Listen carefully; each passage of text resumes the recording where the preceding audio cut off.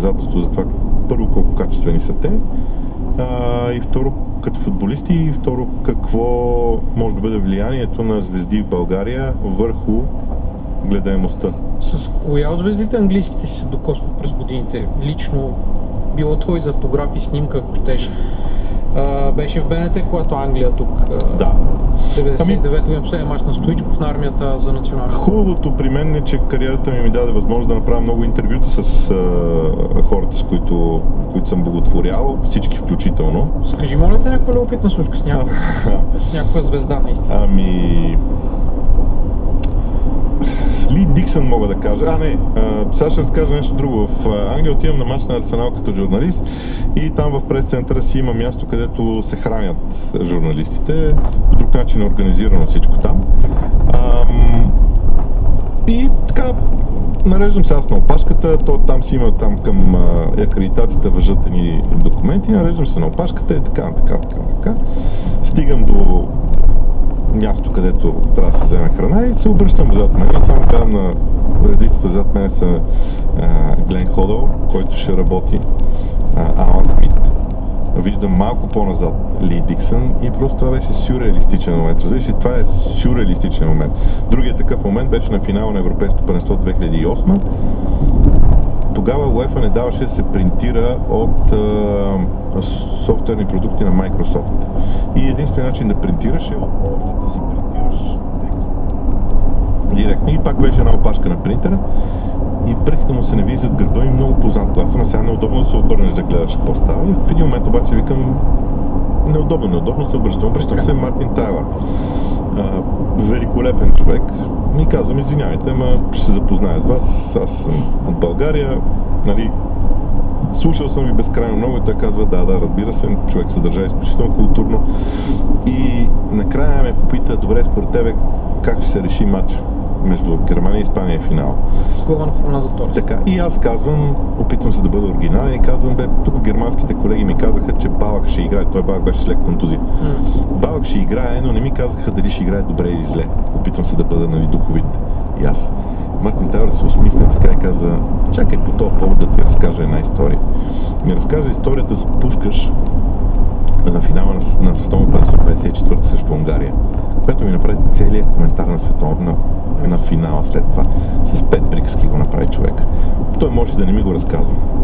Какъв е някакво момченце там от България, което ще коментира, но това беше работната етика, която ми даде урока на мен за всички други, с които аз коментирам.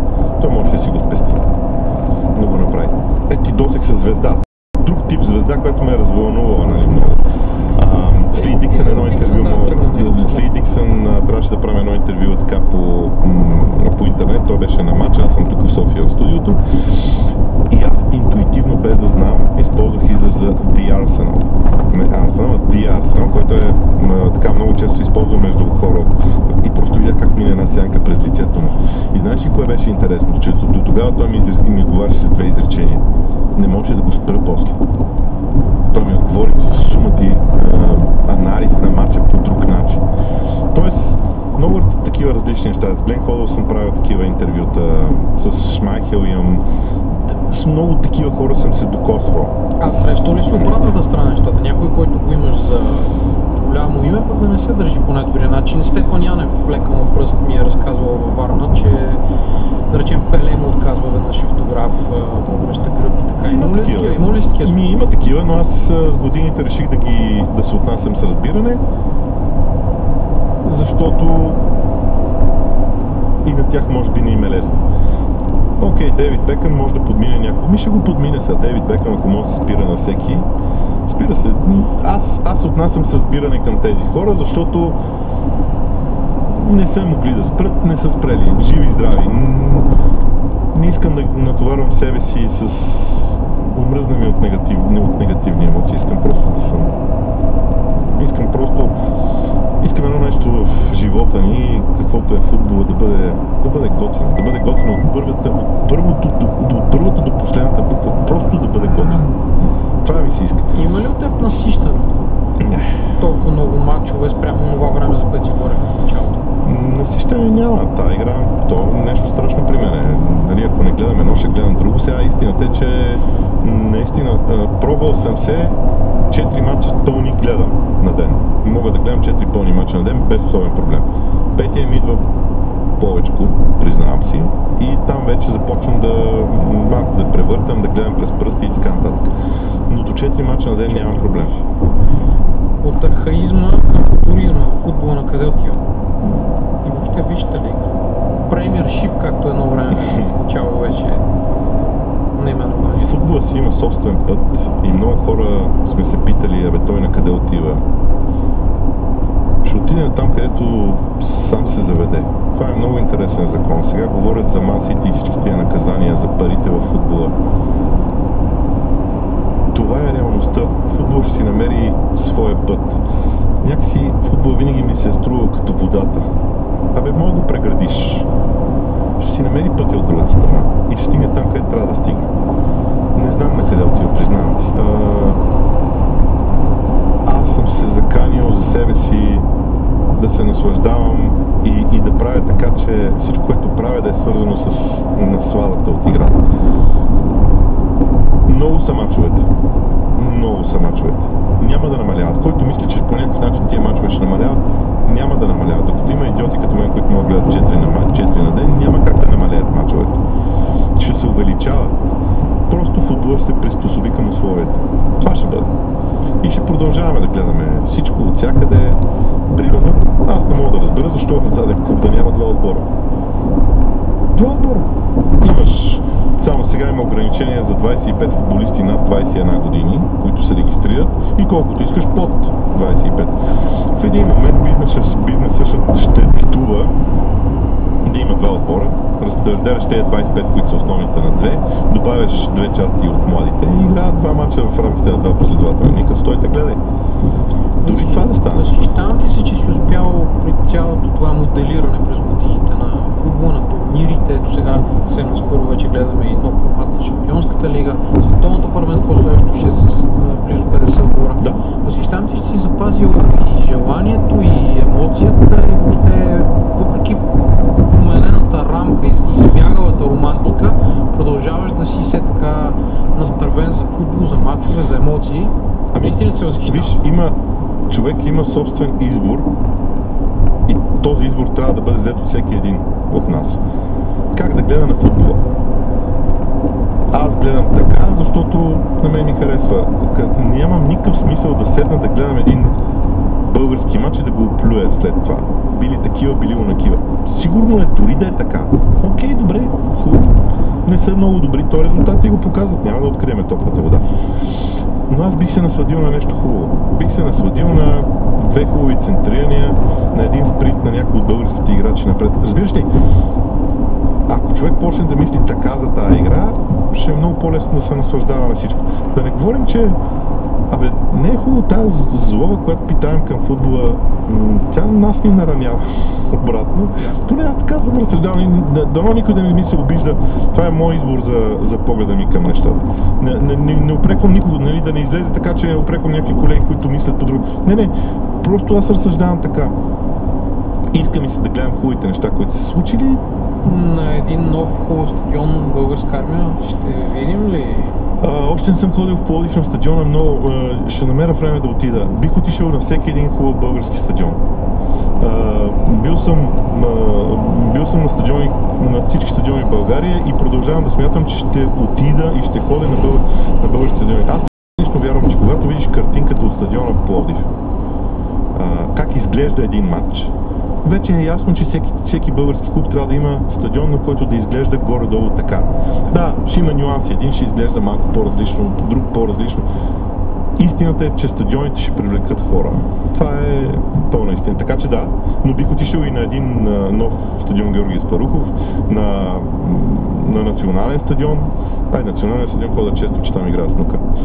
На нов национален стадион? Бих отишъл навсякъде, защото... Кой е стадиона на Боби Борисов? Тук ме изненада. Давай. Сигурно стадион... Аз бих казал Сан Сиро, но ти каза, че още от 82-а не ги обичаш тия работи, така че... Не, аз бих казал, че моят стадион е... В моята душа, моят стадион е футболното игрище на 105-то училище в София, на което където аз израснах. Там стои моят стадион. Стои... Си представих нещо Хайбър и Анфилд, нещо прозаично, си отида на... Не, отидох на емоцията. Чистата романтика, на емоцията. Отидох. Да. Това е мястото, където аз имам снимка преди да съм навършил една година с една топка. Преди да навърши една годинка с една топка на това място. Там е моят стадион, оттам тръгва всичко. И смятам, че и футбол в България ще се върне в училищата в един момент, защото там му е основното. А иначе в днешно време стадиона си ми е Бой Борисов подкаст. Там е моят стадион. Да, нещо да кажем на хилядите фенове, които английския футбол, които ни гледат, които... Защото начерта вече, че няма как ще видиш световна или европейска титла на Англия, ще си кажеш, че си го предрекал, да предречеш нещо по-глобално, така и за английския футбол, и въобще за... Пак връщам на това, на къде отиват нещата. Ти каза, че е трудно да се каже, ще отида на където е писано, на където водата си пробие пътя, но може би мисля си за следното. Аз ще го кажа формално погледнато към феновете на английския футбол, но той е към всички фенове. Така. Според мен е най-хубаво човек да се наслаждава на играта, такава каквато е на неговата игра, да си види своята игра и да се наслаждава на нея. Тя може да е с участието на английски отбор, италиански, германски, испански. Вярвайте на собствената си игра. И когато хората вярват и се удоволстват от собствената си игра, това ще им помогне да виждат футбола по такъв начин. Така че наслаждавайте се на самата игра, а не на резултата. Резултата е нещо, което се постига. Ти казваш, спечелихме тая купа и какво после? На следващия ден какво се случва? И живейте пътя до постигането на тая купа много повече, отколкото момента, в който ще се радвате на спечелването на тая купа, защото той е кратък. Съм минал, изборих вече през какви хубави моменти с Арсенал съм минал и все още искам да изживея процеса, а не онова чувство в края. И един екстра тайм наистина за... Дай няколко съвета за коментиране. Един-два. Тъй като и ние тук често даваме, аз съм коментирал естествено на това е в пъти. Няма общо с това, което си правил ти. Контролни мачове в Турция даваме на българските отбори с руснаци, украинци, сърби и така нататък. Някакъв съвет. Трудна работа. Аз смятам, че... Някакви опорни точки, по които да се върви в един коментар. Какви са? Понеже водя един курс в Софийския университет в ФЖМК, магистърската програма спортна журналистика и TV практикум се казва, там в рамките на 3 дни развивам следната къса теория, която тук за една минута ще вкарам, надявам се. То това е редакторската работа, може да направиш нещо от 3 дни, да го направиш една минута, така трябва да бъде. В футболния коментар за мен има 4 елемента. Следене на играта, защото трябва да следиш играта. Имаш анализ на играта, защото трябва да анализираш това, което се случва и да го кажеш на хората, нещо, което остава скрито зад тях. Трябва да им кажеш, да им разкажеш истории за това, което се случва на терена, за играчите. Това е предварителна подготовка. И третия елемент е тишината в коментар. Това са 4 елемента. Вкарването на статистика има ли? Това е информацията. Въпрос на гледна точка. Това ще да кажа, че от това как моделираш тези 4 елемента, как ги разпределяш процентно в коментара си, зависи стила ти. Някой може да иска много да следи играта, друг много да анализира играта, трети много да му подаваш информации, трети пък не иска да му говориш много. Но това как всеки един коментатор сам за себе си моделира тези 4 елемента, всъщност зависи неговия собствен стил. Това е. Благодаря ти, този час и половина наистина за мен мина неусетно. Надявам се, че така е за нашите зрители. Надявам се, че е било приятно. За мен беше удоволствие. Пак ще кажа, решил съм да имам по-близък контакт с хората на Бой Борисов подкаст и това е нещо, което ще правя в тепърва, така че за мен беше удоволствие.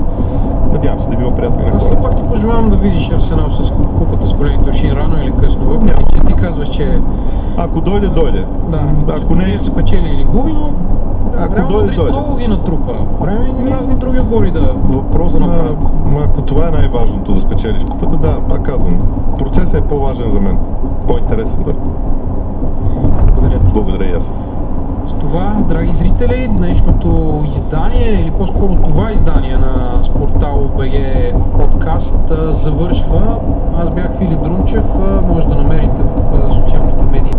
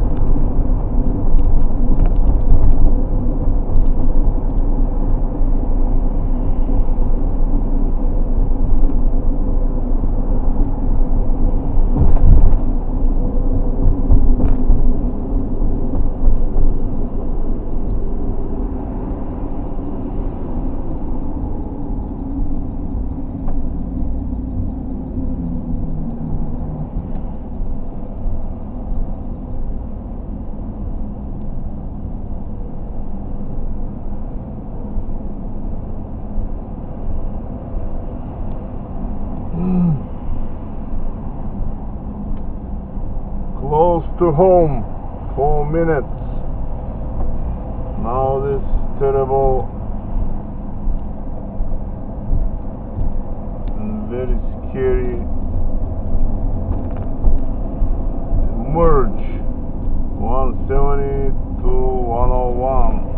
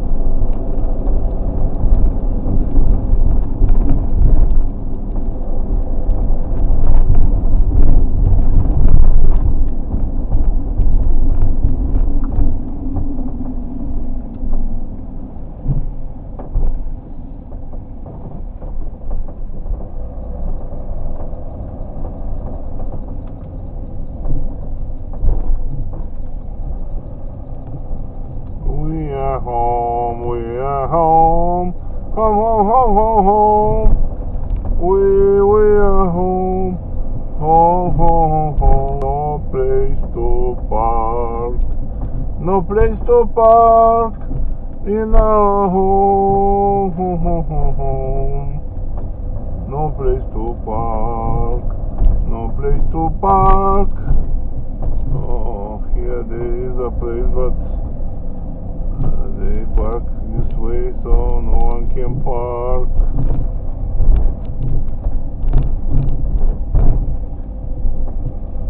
No place to park.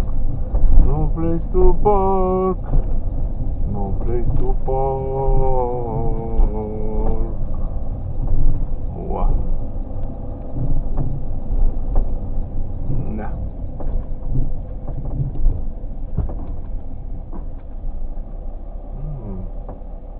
Maybe here I will park.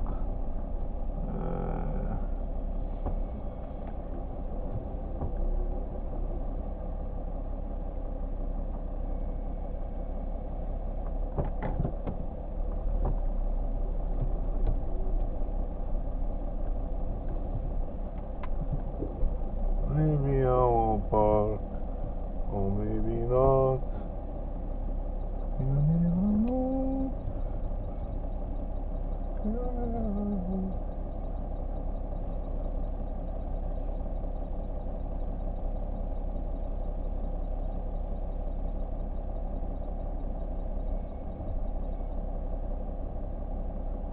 That's it. Let's see how is front. Front is probably no good.